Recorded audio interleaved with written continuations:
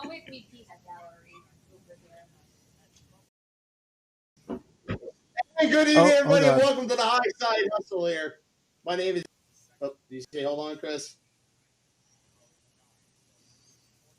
No, nobody said hold on.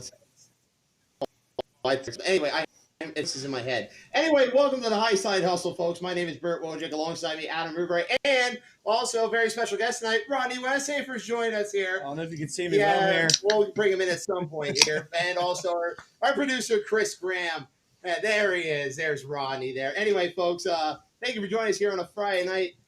Guys, just a lot of racing this week. Holy shit. Yes. Are we tired of it yet? I don't think so. I mean, with other night trans been, but just what a week so far, guys. Tired of it. Who the hell? Who are you? What am I? I don't know. Good question. That's a very good question to have. Anyways, but just the racing so far this week, guys. I mean, Volusia has lived up to everything that it's been. The world fastest half mile. We saw that last night with how wet it was and all the racing, how late the racing went last night. Bubba's has been very good so far, depending who you talk to. And then also you look at what we have so far in the Clash in Daytona so far this week. I mean, guys, just wow. Could you ask for a better start to the season here? Hell no. First off, I want to say a big congratulations to our good friends over at Shark Racing, Ron and Ben, and the entire Shark Racing crew on the bringing home the big gator, because they all had it in their minds all week that they wanted to bring home that big gator, and sure as shit, they did it. Got her done. They got her done. And Rodney, I'll bring you in here a little bit here, and just the sprint car portion of Florida Speed Week. There has been so much good racing so far. I don't care if we're talking about Screven up in, Georgia, Florida Speed Week, I guess this year, those sprint cars. But Screven has been good. The All-Stars at East Bay, they only got that one night in out there. Donnie just looked like Donnie with the Ford gold or silver anniversary car. Looks so good. But then you get to Volusia, and it just seems like the Jaws music just started playing. Yeah, shots came out of the gate fast. Even back from Arizona. Even back from Arizona, he was good. And I still think he's got something to prove this year. Being 25 years, I think they got that engine figured out. But Schuhart's definitely said, made a statement and said, I'm here to play this year. And I think he's going to be the tough one to beat. I would have to put him above Brad Sweet right now. I know he's a defending champ, but my God, he was there every single night. Yeah, he was. And, you think about it, Donnie is 2 laps away from getting his 300th career win here. And Chris, I'll bring you in on this one here too. You look at that race Sunday night. Yeah, I thought we were going to have a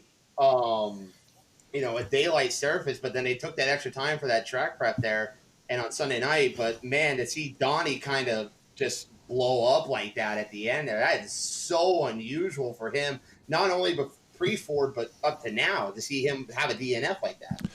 Yeah, I think that might be one of the surprises so far is reliability questions. And the teams that are able to make that big push in not necessarily development, but the reliability side of things. If you're going to play with Brad Sweet this year, you got to be there every night. Yeah, you absolutely have to.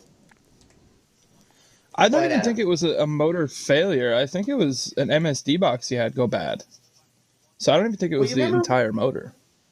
Well, you remember when we went out to Lernerville and shots pulled in that night? It was the same issue there. It was. Yep.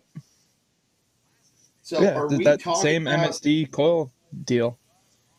Yeah. So is this going to be a recurring factor for them or what? But we'll get into that a little bit more here as folks encourage you to comment. Let us know what you're drinking tonight, what you're or where you're watching from, and what you are watching. Of course, we'll have everything going on here a little bit. Do a little bit of a pregame show coming up here throughout the event here on the Highside Hustle. But let's start off with last week. We'll go through here. First of all, we'll start off at East Bay where Donnie Schatz picked up the win. We're just going to go through a quick little recap here. Donnie Schatz picked up the win at East Bay last Tuesday night. Then it was Logan Schuhart picking up the opening night of the Dirt Car Nationals out at Volusia. And then Thursday night, Carson Macedo, first night out in the JJR car, goes out, gets a win there in a very, very good 30-lap check of the green.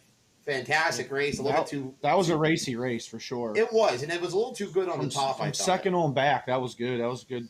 From second about to 6th, 7th, 8th was good racing. I mean, them guys were going at it, so it was pretty good to see that. Absolutely. And then last Friday night kicked off the World of Outlaws NOS Energy Drink Sprint Car Series season where Brad Sweet continued his quest for a third championship here, picking up the opening night win over Logan Schuhart, by the way. So good job by Brad Sweet. So now let's get into our full results here as we're kicking off Sunday night, which is Speedway Park down there. And so as I mentioned before, it was going to be where we saw a day surface where second car out, Posse Boy Danny Dietrich goes out, says quick time, which, good for Danny, but also I think the daytime surface had something to help with him there, Adam. And Danny, Danny's been very, very strong on daytime races, like throughout the years. Yeah. I think that kind of played into his hand. And you figure the Outlaws predominantly run night shows. I think that's like the one-off chance they run a daytime show, and I think it really sent most of them for a curveball. Yeah, and just to see how the race started out there, I mean, you got Danny into the dash, which is so super important, and the dash is still running in the daylight, but then when you get into that feature, they rework the entire track. I thought we were going to be done by the Super Bowl. Well, here we are, second quarter. We're still watching the goddamn races. And lo and behold, he was still up there most of that race there, but it was all Donnie Schatz from the start. But then, as we said, the MSC box, poof, gone.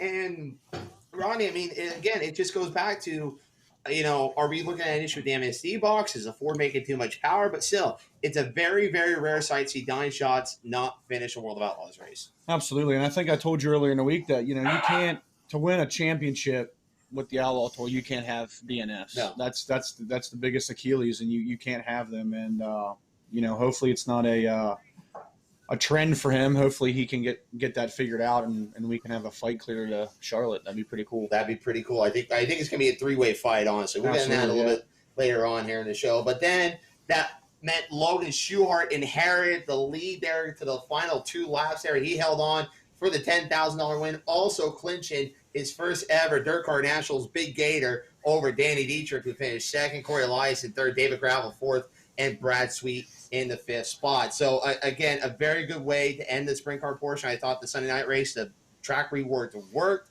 It really made some great racing, and I really think that will, I wonder if they'll go back to this Super Bowl Sunday next year. The track, this week here, we're talking right now, will be, I believe, the sprint car portion of Volusia. So we're moving back in the week here. But, Adam, as we talked about it before, to start off, our boys, Ron, Ben, Logan, all of them with the Dryden Racing, Shark Racing team, they went out there, they went for that Gator, and they got what they wanted. Yeah, that's for sure. And when you set your mind to something, a team that has really found their stride the last couple of years like they have, that's a hard thing to try and beat. And to like Ronnie said, to win a championship, you got to be consistent. And Logan's proven that he can be consistent, and I honestly think he's going to be one of the more consistent cars throughout the entire season. Yeah, absolutely. But not to change the subject, real quick. I have the Morton Buildings late models on the TV, And Moran and Pierce are in the same heat race together, and they are only 9 points apart for the Big Gator. Well, we're going to get into that here in a few minutes. God, Pierce just threw a slider on him. Oh, well, it's Bobby Pierce. I mean, he's not going to have a right rear coming to the end of the night. This has probably been one of the better heat races I've watched all week.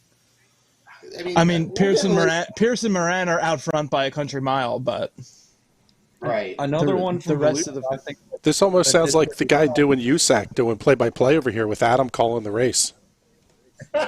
Hey, I wasn't meant to be a commentator, Chris. Yeah, I got fired from it. Anyway, so anyway, Ronnie, you were saying another strong outing. I thought, and I'm not just because I'm a fan, but I thought Gravel ran very well, and Big Game's Carve to come in fourth. Every night down there was 3-4 nights in a row. He was in fourth. So. And on quick times and everything. Sunday night, he avoided that wreck, and with I Sheldon. thought he had a really good showing for his first night out with new team, same cars but different engines, and it's hard to gel like that out of the gate. So.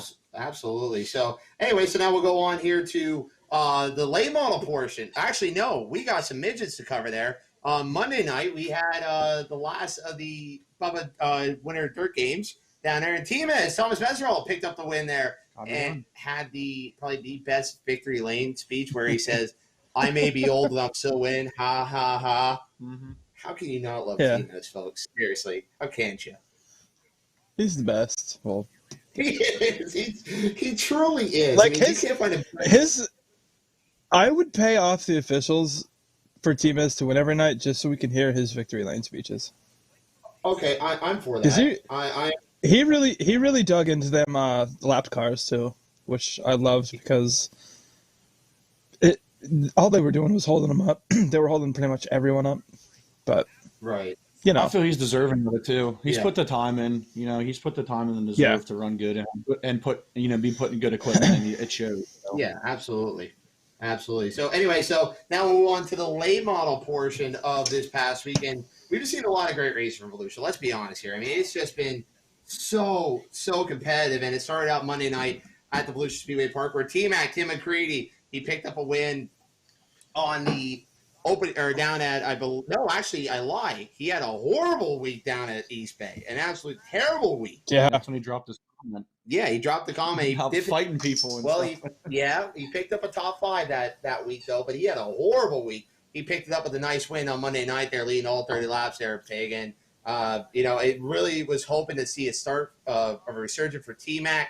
It just didn't come. They had so many issues all week long, and all this Florida Speed Weeks. It's just been a terrible, terrible month for them.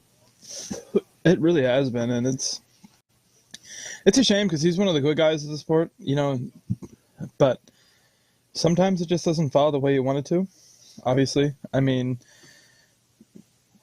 he's 100% right, by the way. I think Rodney brought it up there on how he wanted to punch people in the throat because, let's be honest, I think if more people got punched in the face at the racetrack, maybe we might not see people purposely driving through another one for that extra spot that's going to pay all of an extra $25. You wouldn't be talking about Max McLaughlin getting his ass kicked last night, would you? No, hey, I bet his attitude's different today. I guess we'll see what happens when the heat races start, I guess, eh? But anyway, good job. We're coming up on them. Oh, yeah, hey, who said quick time anyway, Pig? Quick time for tonight?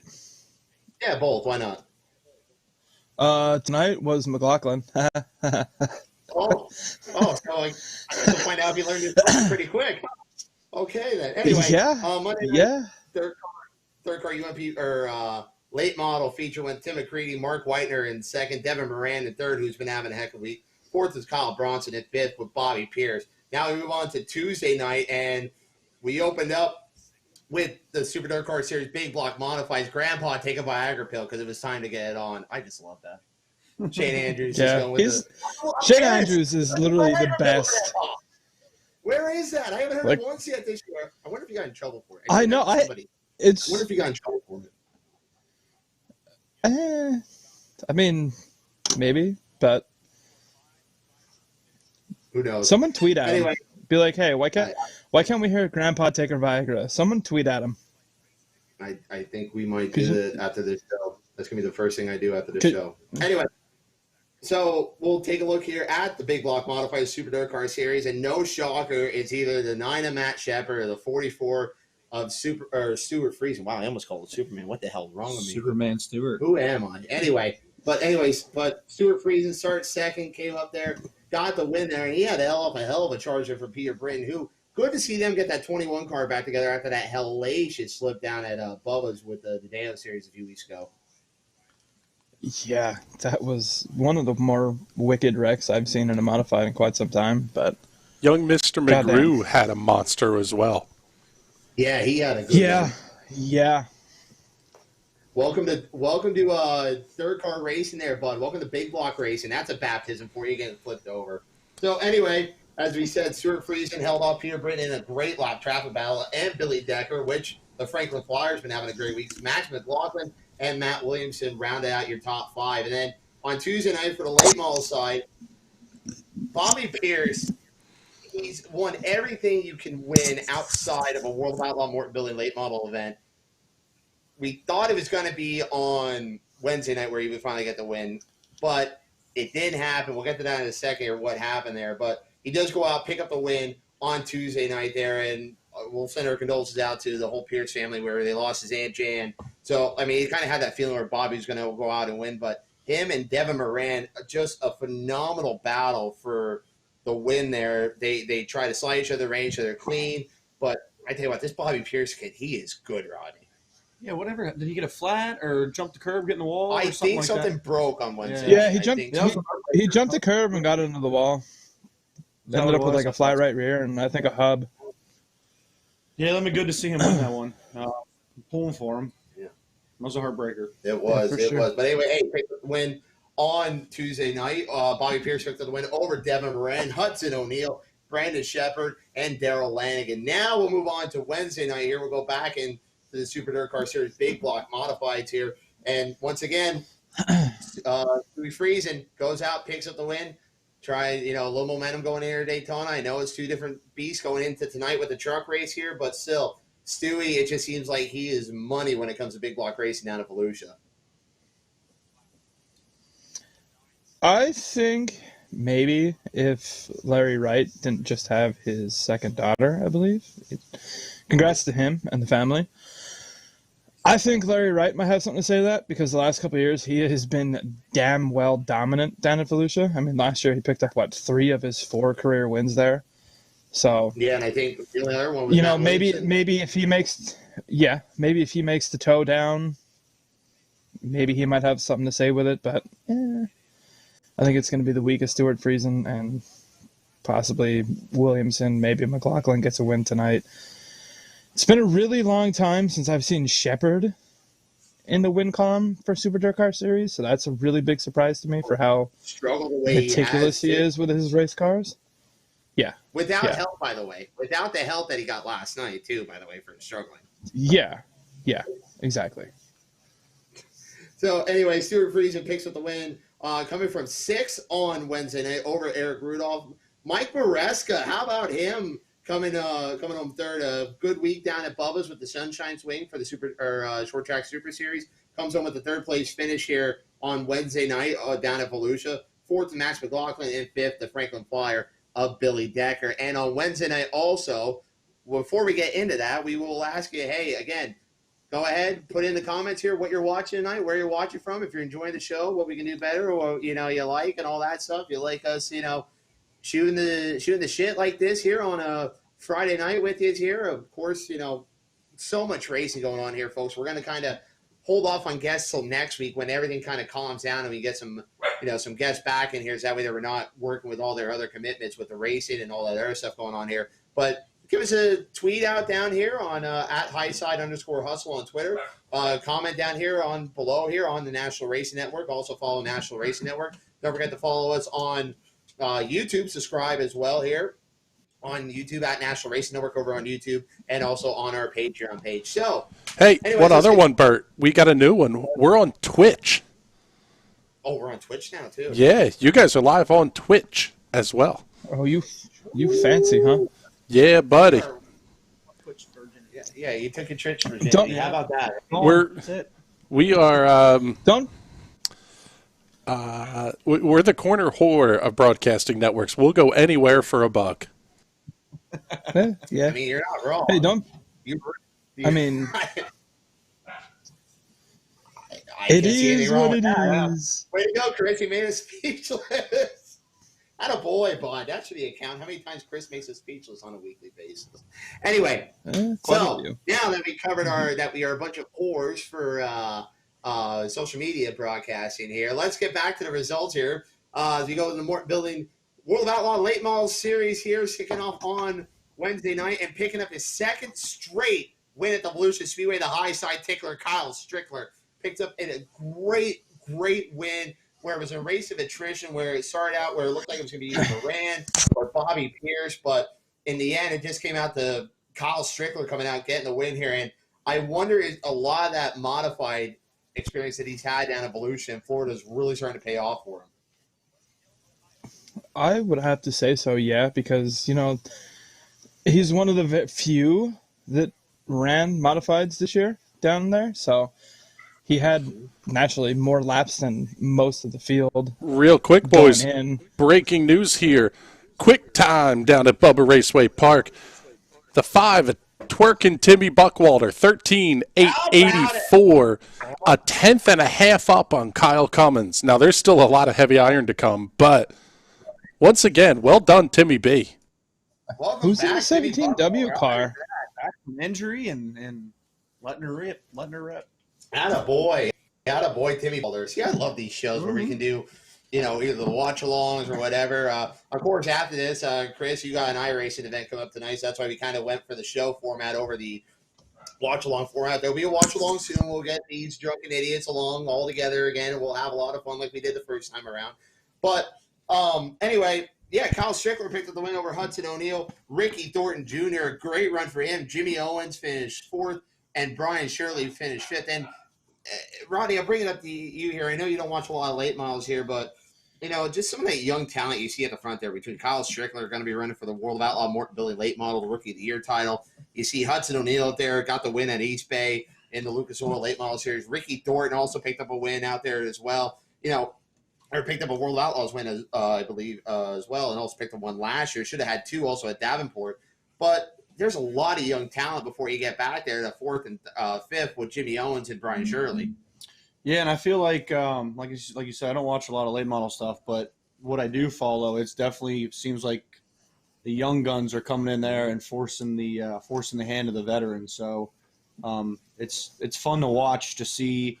Them young guns come in there and make a name for themselves and really try and push the issue and really have the veterans kind of defending their turf, if you want to say that. So absolutely. And Pig, I'll bring it up to you here again. We look at that top 5 there, and it's a lot of the young guns more than what we've been seeing. A lot of the the old heads what we have seen in the past. Yeah, I don't know what the heck's going on, because you think the veteran presidents would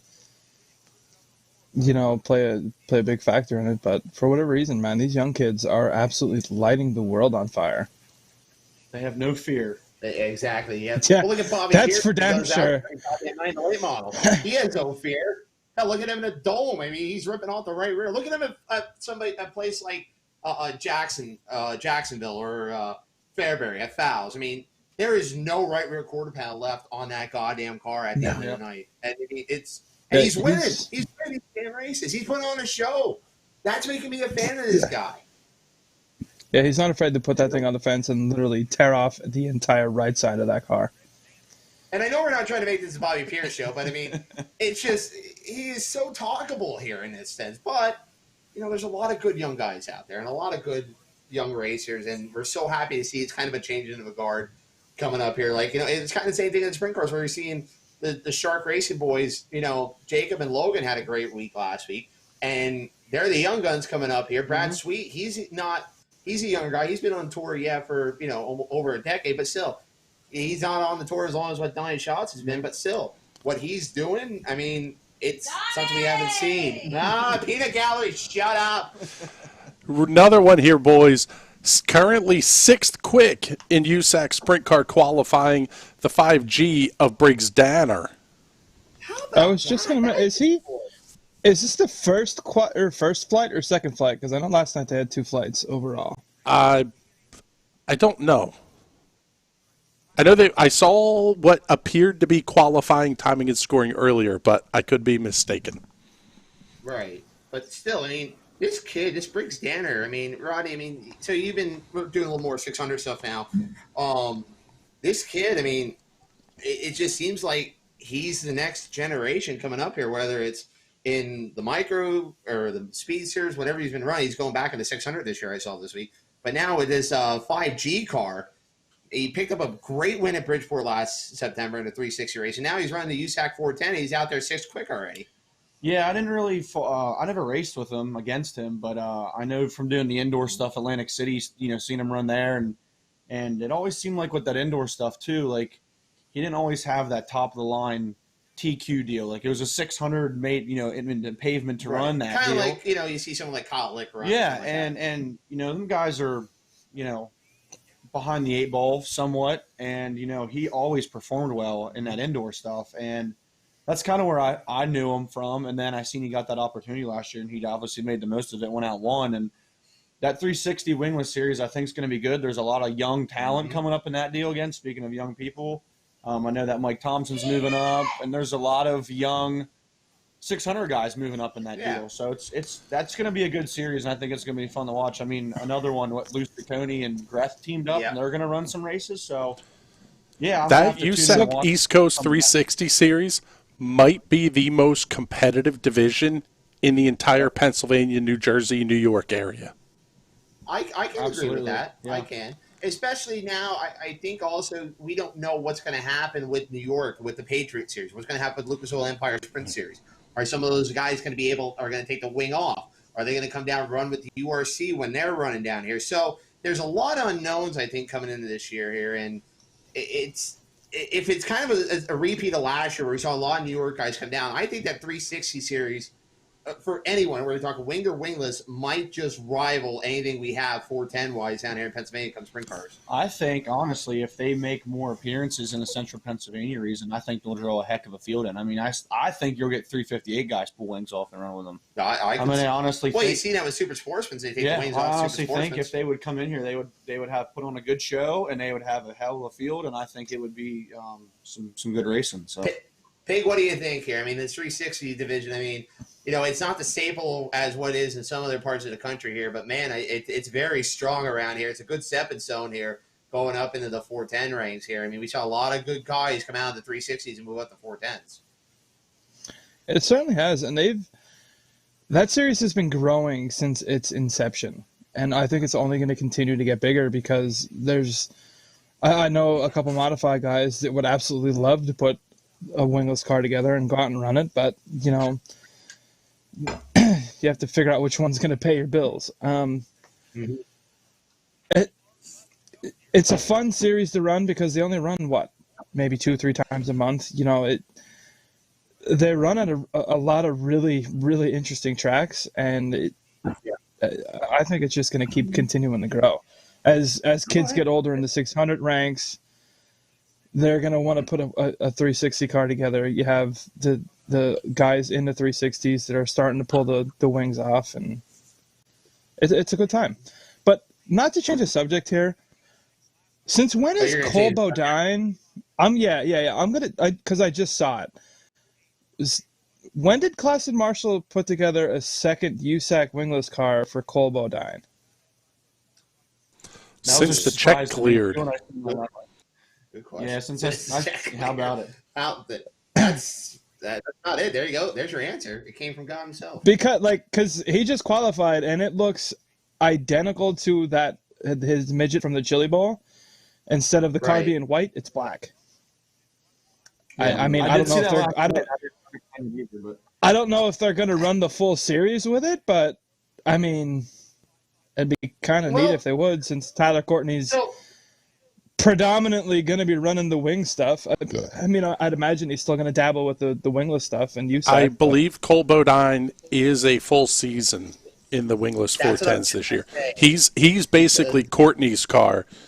Courtney's car is the NOS Money. The NOS Money's following Courtney, not Clausen Marshall. Okay. So interesting. But so you figure out, so basically Bodine's going to run the midget and the 410, and then Tyler Courtney's just going to predominantly worry about the All-Stars unless he has a scheduled break and Tim Clausen wants to say, hey, let's break out the wingless car.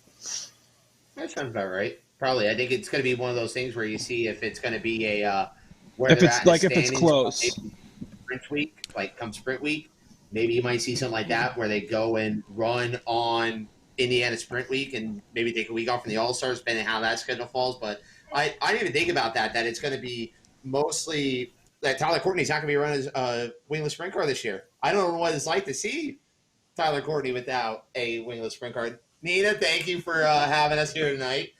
Nina Westhafer, fantastic people here at the Westhafer compound. But anyway, so folks, it was Flight 2, by the way. Timmy Buckwalter was quickest in Flight 2. Briggs Danner came home 8th. To answer the question on the USAC 360 schedule, here's the months of April and May for them. Williams Grove, Bridgeport, Port Royal, Bedford, Delaware International, Bedford, Grandview, Selinsgrove, Big Diamond, Bloomsburg. So they're really stepping up their schedule game this year. That's the first 2 months of the schedule. These guys really are going hard this year. Yeah. Yeah, they are. Wow, that's incredible. And think about this here. When this 360 series started, 2-3 years ago, it was kind of a laughing stock. People weren't going to take this seriously, but yeah, people didn't even think it was going to go. Like they thought it was going to be a bust, and here Michael's worked his butt off, and hats off to Kurt here it is, building momentum. Yes. Yeah, I would say part of the schedule is helped by the fact that USAC is coming twice this spring. Mm-hmm. You know, they're going to make the April, early May, whatever it is, first Eastern Storm or whatever you want to call it. That's going to help the race count for the 360s. But a lot of these 360 guys are going to enter those 410 races too. Oh, yeah, and for sure. Some of them are going to have 410s in them. They're going to be able to, compete with some of these guys. Like, I wondered tonight, Timmy Buckwalter, obviously, you probably have a 410 in. What about a guy like Briggs Danner? Are they going to throw a 410 in? Maybe now. I think they have a 410 in down there. Okay, so now let's throw this question out there. Is the 5G going to make a return in a wing 410 at some point this year? That's a good question. That's guys. Probably all depends on how Briggs Danner feels in it and whatever schedule commitments he has. Because I know he plans on running modifieds at Grandview. Yeah, I think that's part of the issue. Is Briggs is committed to the Grandview deal. Between that, the 360 schedule, the stuff he's doing in the Speedster, he's running everywhere, but he's kind of booked. So it'll be interesting. But now, let's talk about the month of money late in the season. Yeah, you could see that car out there, I think, for that. I mean, you're not running many modified races at that point. So, yeah, I think it's a very good possibility you'll be seeing him out there on that occasion come up here in the month of money in September. It'd be cool to see the 5G back in a 410 again. It's been a long time. Is Kurt done in that car then? I believe so. Is that they just kind of – because there's never I never seen an announcement or anything kind of publicly saying that he stepped away from that deal or they moved on from one another. But it's good to see Briggs get a shot in that deal. So it's good equipment. Oh, so it's been proven to win. So absolutely, it's been great equipment to see go out there and he won that USAC East Coast race at Bridgeport where they had the unique 2 cushions. Yeah, when the hell do you see that? He was above. He kind of made his own line there for a while. He own second cushion up there. Mm-hmm. Oh my God! So I'm going to jump in here a hot second, boys. I will let you two go ballistic on this all you want, but Matt Shepard is currently leading Heat 3 in the Super Dirt Car Series. All right. I was just going to bring that up. Let's just put it this way. He runs the car backwards and then he goes and cold cocks someone in the pits. What do you have to do to get any kind of a penalty from Super Dirt Car? Just be not named Matt Shepard? Super Dirt Car, you are a bunch of cowards. Give us what we want. We all wanted McLaughlin and fucking Shepard in the same heat race. Now we have to wait for the feature. This is bullshit. And he's not even just nonchalantly winning this heat race. He's walking with it. He probably started on the pole. How about my boy, the Ginger Ninja? He's only going backwards, but that is the greatest nickname in all of motorsports. I'm sorry. I love the Ginger Ninja name. Jack Lehner, what a name. But, so here's the way I look at it. You make it. It's kind of like the prelims. You let them get a little bit of a taste. You let the fans, you know what you want. You know what you want in that main event. And he comes out, cold cocks him again. Listen, so I'm not going to try and start shit here, but in a way, you're going to start shit? Might have deserved what was coming over last night a little bit. What might have. Whether he deserved it or not, can we agree that World Racing Group suspended Tyler Erb for basically the same thing? But you're not going to do anything to Matt Shepard. Well, no, because he's one of the golden boys. He's banned or punished even if he did it at a local level. Be honest with you. I agree. I think you'd be sad you'd be probably fined. I think you'd probably be sad at a racer too. I mean, I've never been to a driver's meeting where they say you don't go to somebody else's pit and start a problem or start obviously fight somebody or cold cock them. So, I mean, look at the way they force the issue. When someone leaves their car nowadays and walks to somebody else's car and not do anything, they want to fine you or penalize you or whatever. So. Yeah, I don't understand that one either with McLaughlin and Shepard. You think something would have been done along some form of line, but maybe someone will come out. I guess that's not our call, right? After the Dirt Car Nationals, maybe we might see someone come out where he's suspended for a race. So they're going to suspend him for 30 days when they don't race for 60? Come on. Let's be honest, Chris. It'll probably be something stupid like that. It probably will be. It absolutely will be. But here's my thing. As much as it merits a suspension, are you really gonna suspend your two of your maybe call it 5 top drivers? Are you gonna do that? You know what I mean?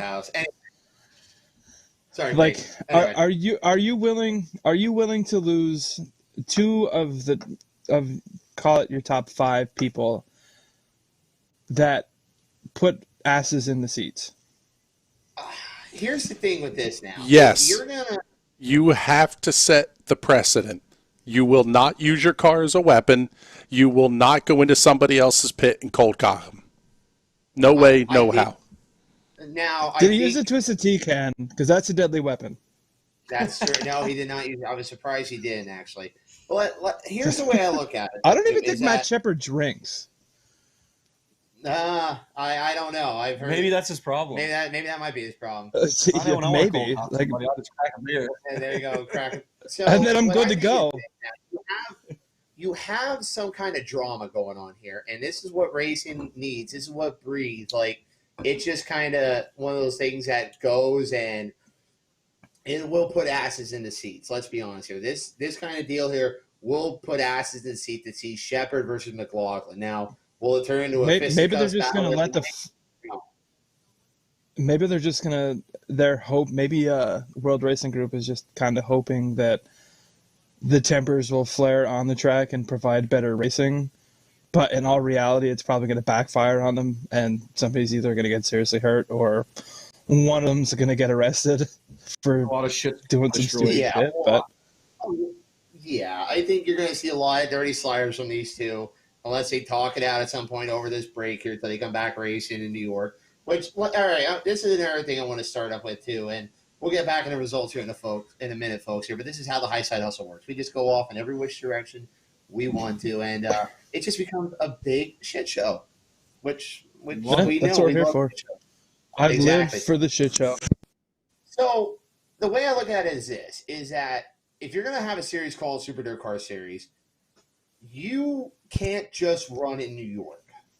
And that's where I think Deo Series takes precedence over Super Dirt Car, because of that Deo Series at least goes from New York, Pennsylvania, New Jersey, Delaware, they even ran Maryland before. Now they got the Cajun region starting up down south there with Texas, Arkansas, Louisiana, all that stuff down south there, and Florida as well.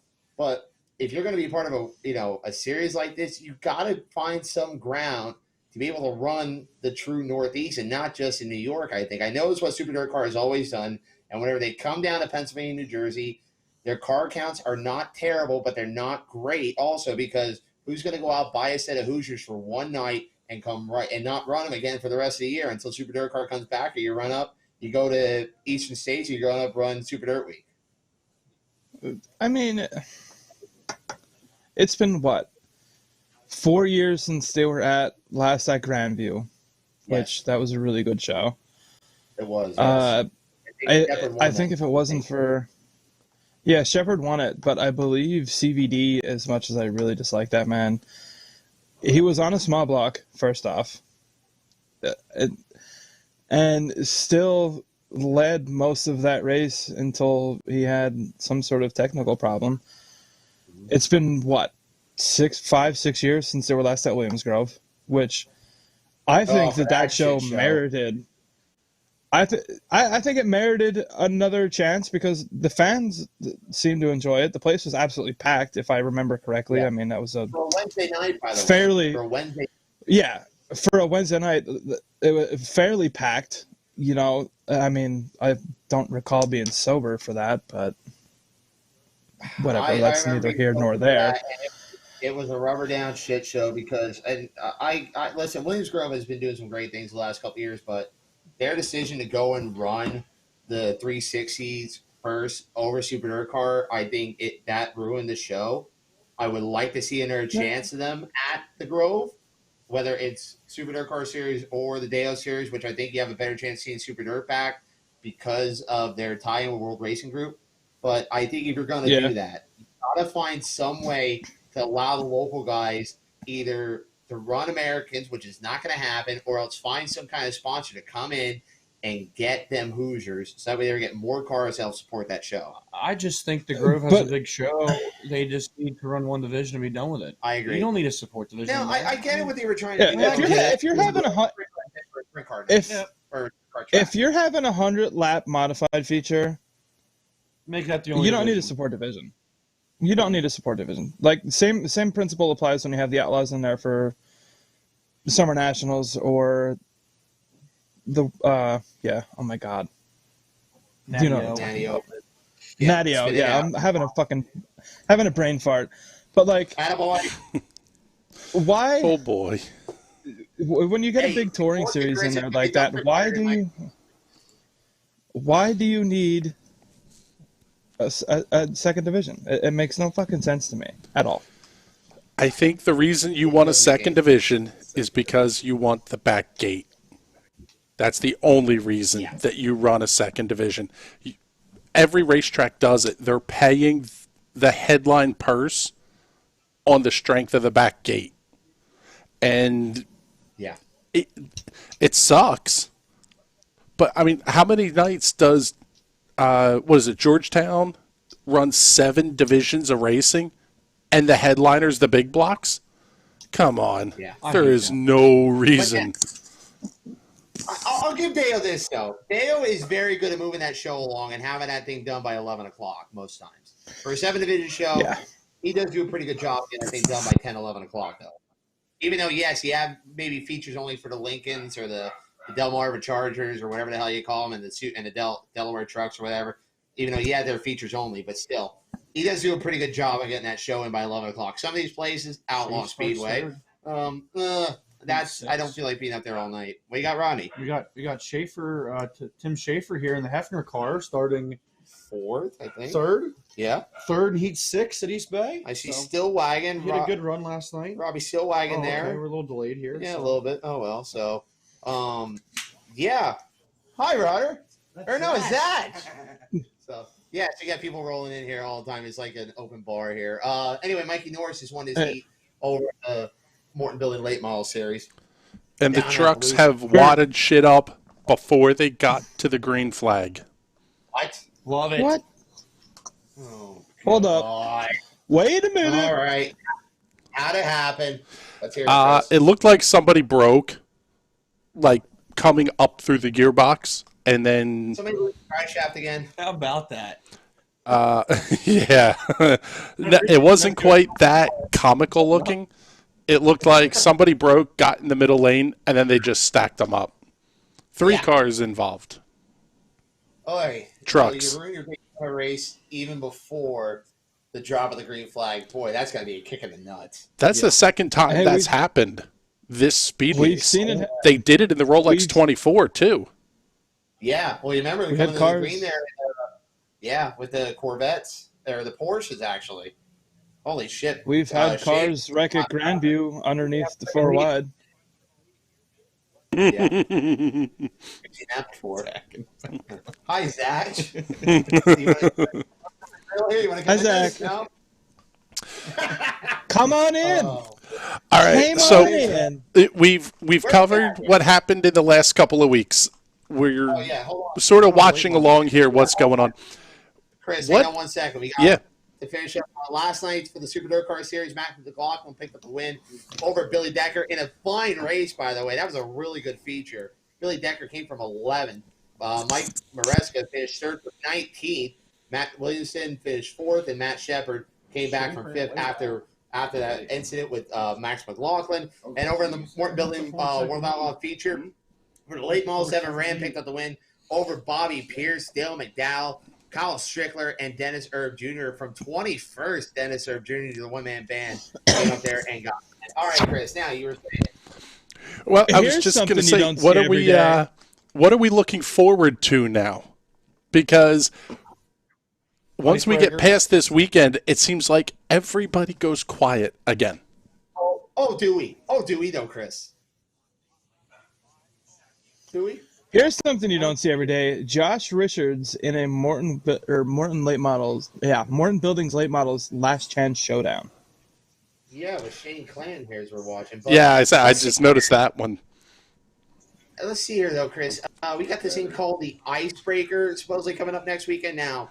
Honestly, yeah, allegedly. They're actually going to be breaking ice out there.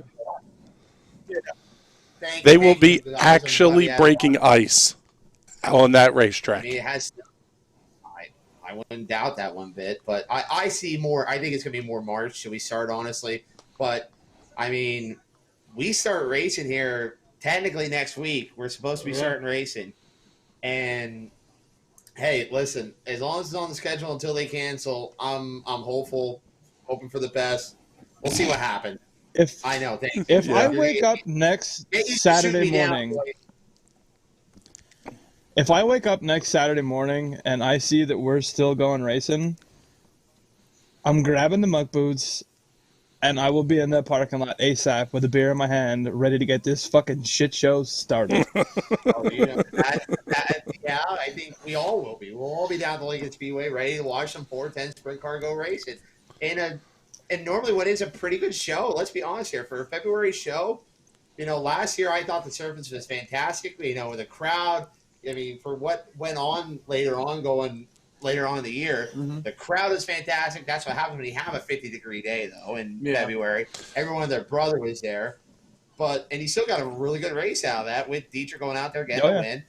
And absolutely, it was just good to see competitor, for knowing what was coming up next. Door banging here. I think either way, though, I think the Icebreaker is going to have a good turnout.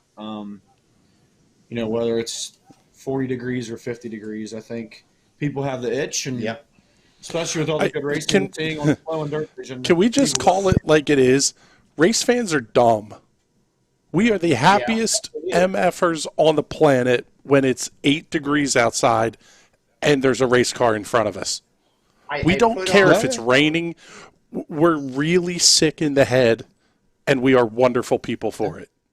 Yes, we are. Yeah. Exactly. I put on you put up a status yesterday about having a beer or whatever, and showing around your buddies and all that. And I put it up with Dublin Burial, and I said, "There's no other drunken idiots I'd rather get shit faced with on a World of Outlaws weekend than these people." And that is absolutely, that's what I want. That's what you want. You have great people around you. You'll be warm all damn day, and you can still bitch about it being cold, but you still have a great damn time racing. I mean, look at a couple years ago when we had that fucking tornado warning. Like, all of us went from inside the track to, oh, hey, maybe we should go sit in our cars for a tornado warning. And we all kind of just said the hell with it and just partied in the parking lot. That was. I still blame Brandon Raymer for that one, though. I mean, without him flipping in heat number 3, we would have not had – we probably would have made it to the feature. And by the way, let's not forget this. It was like, 60 degrees at the start, and then it dropped into the 30s by the time they got back racing. Oh, no. Oh, Bert, well, you've never experienced Syracuse, then, if you think that's cold, my friend. I'm just saying, though, is that it's still, you go from 60 to 30. I mean, it's still not pretty. I don't care where you're at. I don't care if you're at Syracuse. Bert, I've been at Syracuse where it was sunny on the front stretch and snowing on the back stretch. Like, it's just how it goes. When I applied to Syracuse for college, well, the essay question was, do you like snow? Are you serious? Yeah. Shut up. Oh, my God. Ronnie, what about you? What's the craziest thing you ever seen? Well, yeah, I'd really have to think on that one. Yeah, you do. I've seen some crazy shit. I'm sure you have. Well, I mean, we're talking weather. You know what? If we're going to talk silliness, the Trenton indoor race, what was it, 2 years ago, maybe? Yeah. The entire parking lot was an ice slick, including the ramp that they had to go up and down to get the cars to the parking lot. I remember that, yeah. Oh, my God, that was terrible. That was the first time I almost died at a racetrack. That 1 year Only the first time? That was pretty crazy. Yeah, I remember that. It snowed at the icebreaker. I've been part of some crazy stuff. Like, they send you out, and it's like, why are we going out? It's pouring down rain, and then now the cars slide to the inside rail type shit. Yeah. Oh, I mean, been there, done that. I still remember the one night at Grandview. It was a late model feature. It wasn't raining in 3 and 4, and it was pouring in 1 and 2, and all the late models, all you see them go up in turn 2. Boom, boom, boom, boom, smacking the You were there that night, Pig. That was a very rough night. Thankfully, everyone was okay after that. But I think out of the 18 cars, the 18 cars they had, I think 17 of them were involved in that wreck, except for, I believe, I think Sean Merkel was the only one who made it through because he was the leader, but from everyone else behind him. We were at Path this year, and it was one of those, Saturdays when it was pop-up thunder boomers and all that stuff. We drove the whole way there. It rained the whole way there. We pulled in the racetrack, and, right outside the gate, it stopped raining, and you could literally watch the storm roll down the mountain, and it just kept splitting the whole way. And it was the crazy. I mean, I've seen them several times, but that's pretty nuts. So we got the race that night, but hey, at least you got the race that night. That's the main thing. But I tell you what, boys. I mean, this is such a great time of year, and I guess the last thing we got to preview and say what we're doing yet is we got the Daytona 500 coming up this weekend. It's 500 week. We haven't even mentioned that because there's been so much shit going on. And it's great. By the way, not to mention, too, I saw today Ryan Watt going to run Bridgeport full-time this year, back on, instead of doing the outlaw type schedule, going to be going to Bridgeport full-time this year. So good for Waddy and the 14 team, and go back for another track championship this year. Yeah, that one's going to be fun. And I will say this. If you are a gambling person, perhaps a degenerate as bad as I am, pardon me for reading off the phone here, but the people that run the sports books do not have the faintest idea what the hell's going on in motor racing. No. Denny Hamlin is the obvious odds-on favorite. He's a plus 800. Next picks, Ryan Blaney, Chase Elliott, Joey Logano. Then Kyle Busch, Brad Keselowski. If you bet early enough, you got some fantastic odds. I have Kyle Larson at plus 1,700. Christopher Bell at plus 4,000. Ooh. You put $20. You put $20 on Bell. You are coming home with some money if he wins. Boom. That's what I'm talking about.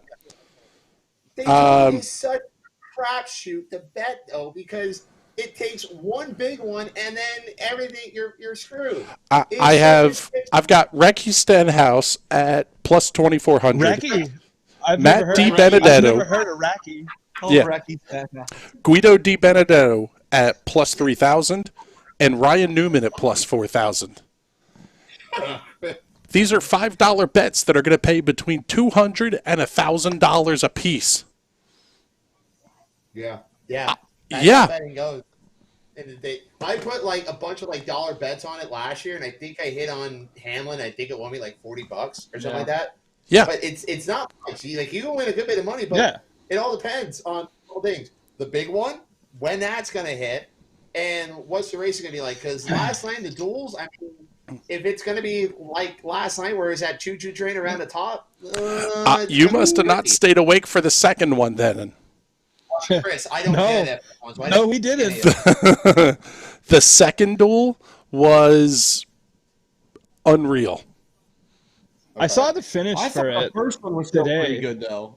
The first one was good too, but yeah, when they were on the top, but then the bottom lane got going. Okay, it got pretty good at the end.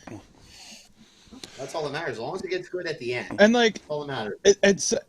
I was kind of pulling for Gregson there because, the idiot that he is failed tech 3 times and then couldn't qualify, had to race his way in, was in a spot and then got caught up in a wreck. Yep. So that sucks. The worst part was Garrett Smithley is who he was racing for that transfer spot. So it literally was a case of take yourself out and everybody else you're racing against. So here's my question for the 500. Who could be this year's Trevor Bayne? I mean, that's coming up on what? That's 10 years almost already. Who could be this year's Trevor Bayne if it happens? Wow. I'd really like to see Matty D win one. Matty D would be a fun story. That one actually would be really cool because he would be the 100th different race winner for the Wood Brothers. Really? That's pretty neat. Yeah. That's pretty badass. So, I mean, there's a lot of history to that car that would be cool. I hate to say the name, but Bubba Wallace is a guy who is there a potential bigger story. I'll say it that way. He's been fast all week, and he's kept his. If he keeps his nose clean on Sunday, I think he'll be all right. Yeah, the other one that really sticks out at me is Ryan Preece. Okay. Yeah. The JTG cars are always pretty good at the super speedways. The kid's really smart and qualified and hauled ass out to New Smyrna to go win a pancake mod race. So I saw that. Let's go. I like that one. What about maybe somebody like David Reagan? I mean, he's been in the sport forever, but these super speedways, he seems to come out and shine when these super speedway races come out there. What about David Reagan? Could we be talking about him possibly? I think David Reagan retired, buddy. No, he's starting. Yeah, he's starting 18th. Yeah, he's starting 18th. Oh, that's true. Yeah. Did McMurray? Okay.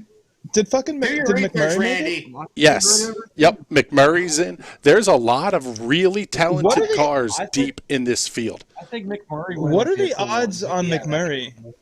God, that's a good one. Let me see. Yeah.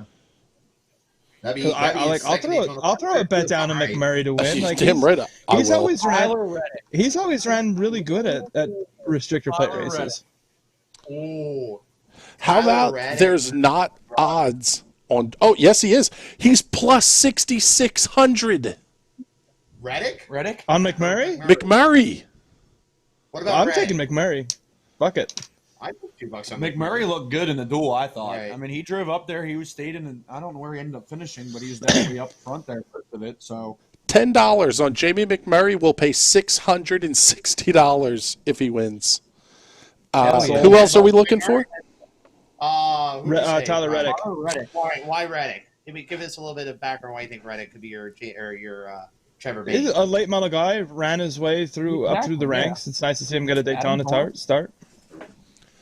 Yeah, good equipment. RCR runs good there. I mean, I was just gonna say his teammate just won last night, so he's got the equipment to do it. Yeah, I think. Here's the biggest thing: Byron wrecked, Bowman engine failure. How's Hendrick Motorsports feeling going into Sunday? Well, I watched. I was watching FS1 before the truck race started, and they said that Bowman didn't change engines yet. Really? That was as of, I don't know, 6 o'clock. Yeah, it sounds like it's definitely an engine issue, but it turned into a chassis vibration. So that's where they started with, is it tires, is it this, is it that? It almost sounds like it's an ignition issue, which... They said in the duel last night that they had the hood up, and they thought a plug wire came off. It was running on 7 cylinders. Oh.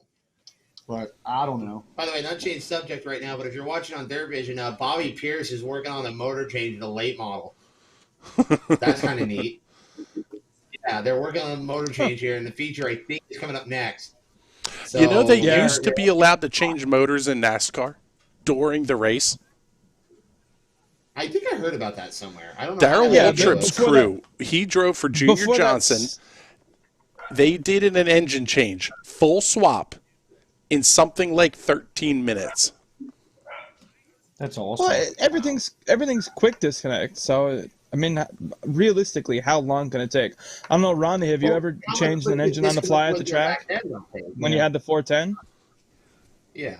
I mean, but how much quick disconnect is there back in what? Yeah, 1983. Yeah, I mean, there probably wasn't that much. I mean, look at the late models right now. Bobby Pierce, I mean, there's no quick disconnect in these late models here.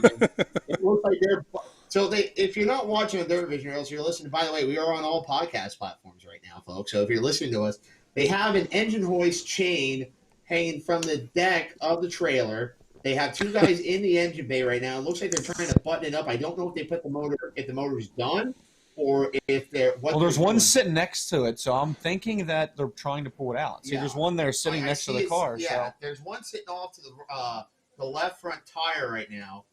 So I mean, it's not like changing. No, they got a timing light on. They're trying. I think it's not I like think they're putting it in. They maybe got a it timing is light on there. Yeah, because you can see them. They're dropping the fan cover in. Yeah.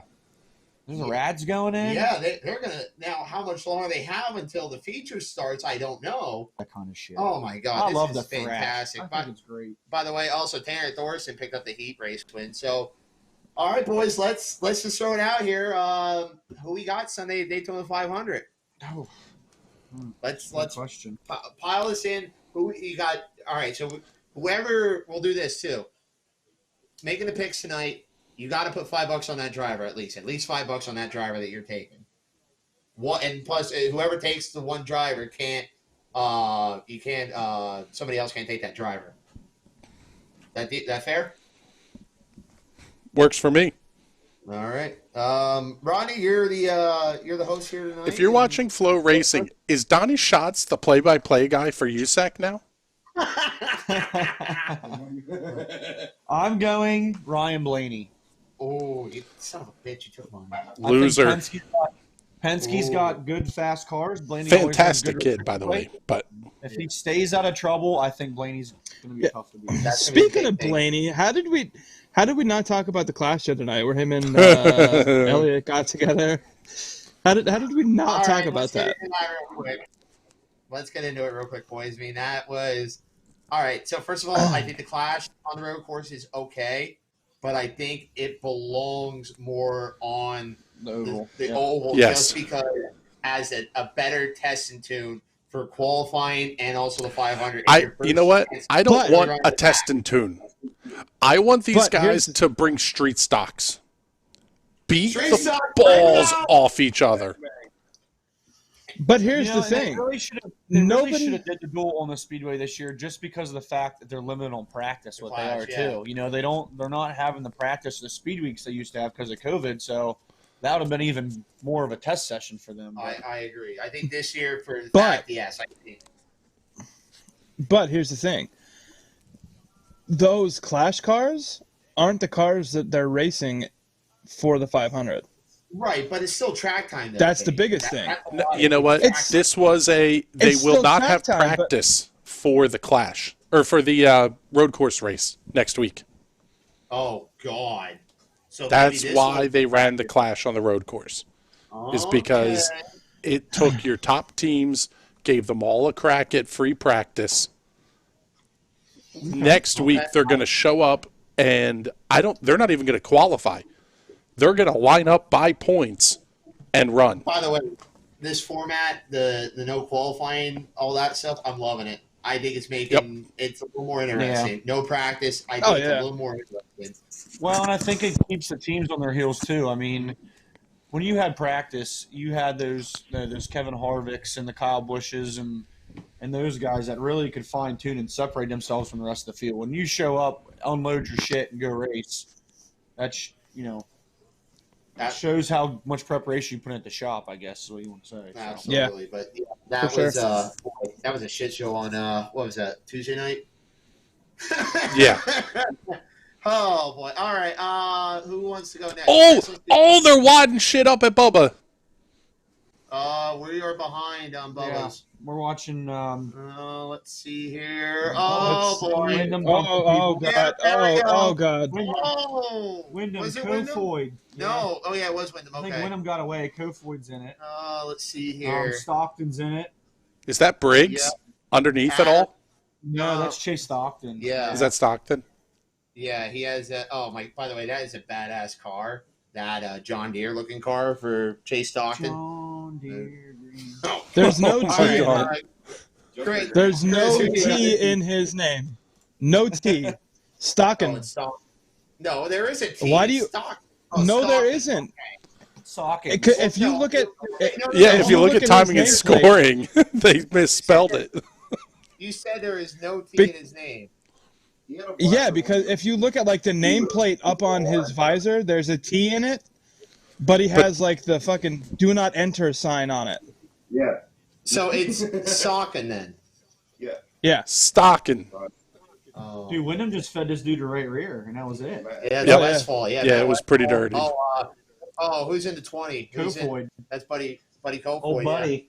Yeah. Oh boy. Buddy the Elf. Wow.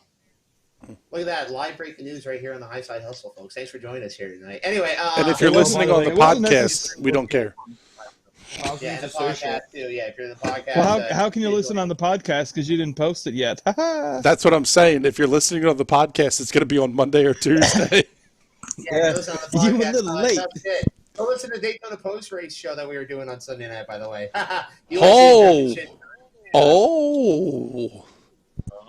Sunday Fun Day shenanigans, huh? Oh, Sunday Fun Day. Chris, we're having a little get-together at our buddy Chris's house. No pun intended. But that's going to be a shit show. Good God. Yeah. So this is why, Yeah. Hey, so you think we're in rare form on a Friday night, Chris. Wait till Sunday. I was going to say, wait till everybody's good and tuned up Sunday night. Wait, you saw us good and tuned up already. Are you off Monday? Boat. Hell no. I work. I'm off Monday. I work retail. They don't believe in federal holidays. I'm off Monday, so I'm celebrating. I'll be there Monday morning, hungover as shit, driving boxes around. Yeah, that's true. By the way, and probably snow. By the way, they need to invest in a trailer scraper. Is what they need to invest. No, we have a trailer scraper. That was my side gig. Get it right. The IRS is fucking watching. Oh, I see how this works, Bert. You have a side piece for work. What a guy. Yeah, I do. Hey, well, money don't sleep. Anyway, can we get through these dates on the 500 because we got a feature going on? Yeah, I already picked. Anyway, so Chris, go ahead. Who you got? Let me pull my numbers back up here because I will take somebody that I have already picked. I am going to go with Matt DiBenedetto. God damn it. Guido for the win. Rondo takes my original pick. My backup plan Chris takes. Now I'm fucked. Some bitch. This is what we get. This is why we need to Oh, boy. Bitch. Okay. Hey, Chris, don't forget don't forget to put on the podcast on Apple the little explicit logo next to it, so we don't get taken down. Yeah. God, who do I want to take? I'll take Bubba for the hell of it. I mean, what's the worst that could go wrong? You know what? He'll I wreck think out it's a on good lap pick. 23. I think it's a good pick too. Right. NASCAR did everything in their power to make sure that 23XL team was not the 5th Gibbs team. When every Toyota team is a Toyota team, that's the way they look at it. Mm-hmm. It doesn't matter one way or the other. The resources are coming from Toyota. That car is going to be fast, and Bubba is good on the plate tracks. Yeah. And what looks better on the front page of the New York Times on Monday than Bubba Wallace in Victory Lane? Bubba Wallace and MJ. How about it? How about it? Boom. All right. You know what? You know what would look just as good? Daniel Suarez and Pitbull. Yeah. Yeah, how about that shit? How about that shit? I don't know. Hey, we are an better all-inclusive sport. We will let anyone race. He's damn right. Cut the check. You can come party too. Yeah. They need to get As long as you have a big enough bank account, you can race anywhere. I mean, could you guys have imagined that at the end of the 2020 season, Rick Hendrick would no longer be the wealthiest NASCAR team owner? He would fall to 3rd behind Michael Jordan and Pitbull. No, man. Yeah, that's fucking crazy to think about. It is. All right. Michael Jordan's like the God. wealthiest athlete still to this day. Yeah. Jordan's. Well, think about it. I mean, thinking all of his endorsements. And his Jordan, Nike Jordan, and all that shit. Yeah. All right. I'm gonna go with. Dude, the basketball team. Oh boy. You know what? I am gonna. He owns Bubba Wallace. Oh. Him and Hamlin. God, it's so hard to pick because Daytona is such a crapshoot. If you take anybody other than Denny Hamlin, you're insane. I was going with you because I like torturing myself. I don't like Denny Hamlin. I'm not a Hamlin fan. Nice PJs, bro. Nice PJs, bro. Yeah. Hey, Hamlin, nice PJs. All right, I'm gonna go with. You know what? Screw you, Chris. I'm not taking Hamlin. I'm gonna go with Christopher Bell. Don't you say it. His first season, his NASCAR win. His first NASCAR win is gonna come in Daytona 500 on Sunday. Christopher Bell. And I'm pulling that one out of my ass. You know who I think could be tough too? That could be a surprise. Is Eric Jones. Yeah. He's going to be hard to miss. I mean, not intended. Amarola's fast, too. You know what? Eric Almirola, at this point, I think has the jinx over his head. Yeah. He's the guy is so darn talented. Twice in a row now, he's been wrecked out late in the Daytona 500 while within the top 3 or 4 cars. Yeah. If he can get the job done, maybe. But I don't see him getting it done. Yeah, so out of the manufacturers, who wins? First off. Ford. That's my first question to you guys. As a Chevy guy, it pains me to say it, but Ford. I think a Chevy's going to win. The Chevys have a look fast. Hopefully they're oh god, the stay stupid together. drone in the fireworks. Second thing. Yeah, I mean, if I think Ford's got numbers too, as far as manufacturers out there, or does Chevy have them beat? I don't know. Good question. I know Toyota's I think it might be close. Yeah. I think how many transfer in USAC? Top 4 transfer? Maybe Probably 5? top. Timmy No, I don't Buckwalter think- finished 5th in his heat. Ruh-roh, Raggy. He may not get the spot back. Uh-oh. Although with your quick time, you're starting 6th anyway, so. Yeah. Still, 6 is better than starting deep. 16th. Well, Yeah.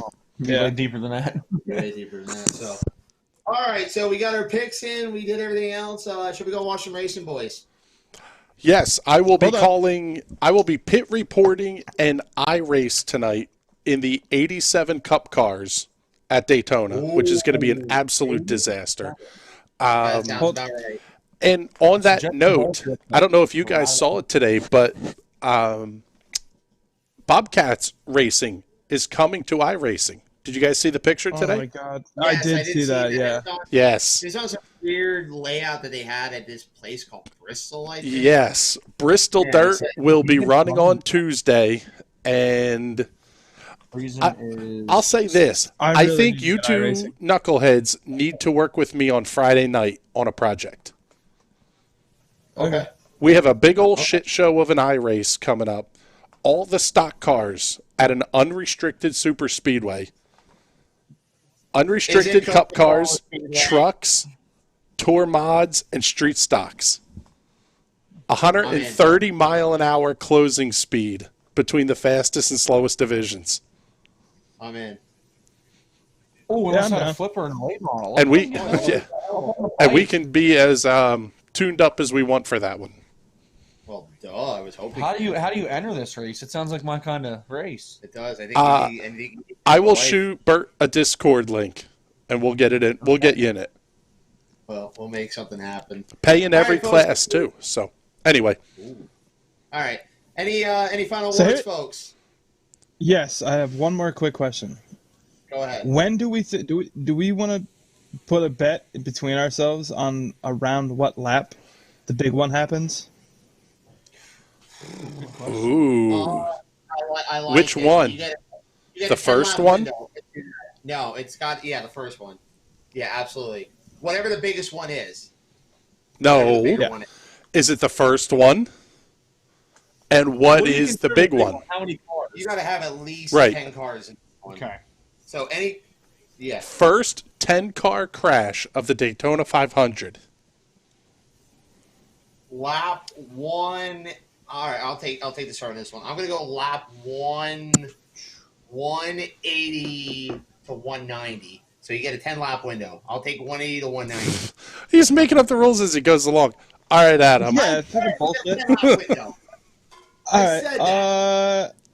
I think it's going to happen somewhat early in the race because I think people are going to be antsy and with not a lot of practice. And I'm going to say like lap 80 to 90. I will split the difference and say 110 to 120. I think that's the end of stage 2. It sounds about right. Rodney? Yeah. Since Adam took your fucking... What do you say? I'll do 60 to 70 then. Okay. I think it's going to be early. I think... okay. Yeah. So then they settle in, go single file for 4 hours, and we get bored out of our minds. Oh, no, hell no. There's going to be more after that, but... We'll be drunk. So we'll at least have to come out by then. Yeah, we'll be drunk. I'm gonna be curious as to see how many teams try and fix their car on pit road to get it back out. Because you know that wonderful rule that if you take your car behind the fucking wall, then you can't come back out, which I think is stupid, by the way. Like, you're gonna be 45 laps down if you fix it on pit lane, or you're gonna be 45 laps down if you fix it in the garage. Like, right. Just let them bring the car back out. I agree. And at least you know they're going to fix it properly and not just duct tape shit. Not just slap. Yeah, not just slap it back together. Fondo the shit out of it, but oh well. All right, folks, is that it for tonight? Are we good? Anything else? We wrapping this puppy up? Let's wrap it up because there's some racing. I think I smell some tacos upstairs. Hell yeah! Hell yeah! So. All right, folks. Well, as we said earlier, that'll do it for tonight for the Highside Hustle. Rodney, thanks for having us over here tonight. Definitely do it again. Yeah. By the way, plug your sponsors for the 600 since you're going to get ready to go racing this year. Faulkner Dodge Ram, Northeast Concrete and Foundation are the two big ones for us this year. And the boys at 600 Performance, Ryan Greth, and guys help us out. So, beautiful. Yeah, looking forward to it. Well, thanks for having us, bud. We'll be back down soon. Hopefully, we'll be talking a little bit more. Absolutely. Awesome. So, all right, folks. Well, as we said earlier, also join us Sunday after the Daytona 500. We're going to have some kind of Highside Hustle to recap the rest of the weekend. And then next Thursday, we'll be back with a regular edition of the Highside Hustle. We'll figure out who the guests are and all that stuff. And, don't forget to follow us here on National Racing Network on Facebook, also on Twitter. At NRN TV. I believe you're at Chris on Twitter. I forget what your Twitter is on top of my head. My fault. Nina made the at the NRN TV. At the NRN TV. I was close. Anyway, podcast link should be somewhere. Podcast link should be what? NRN Podcast, I believe, Chris. Search National Racing Network on all your favorite podcasting platforms, including Apple, Spotify, Pandora, Google, Alexa, TuneIn, iHeartRadio, and everybody else. You're going hard. God damn, son. Said, we are whores for yes, we are.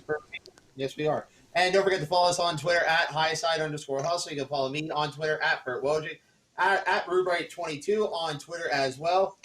Thanks for having us tonight, Nina. Appreciate it. You're supposed to say thank you. Oh, hey, Nina. You're very welcome. Anyway, so that's Samantha. That's Zach.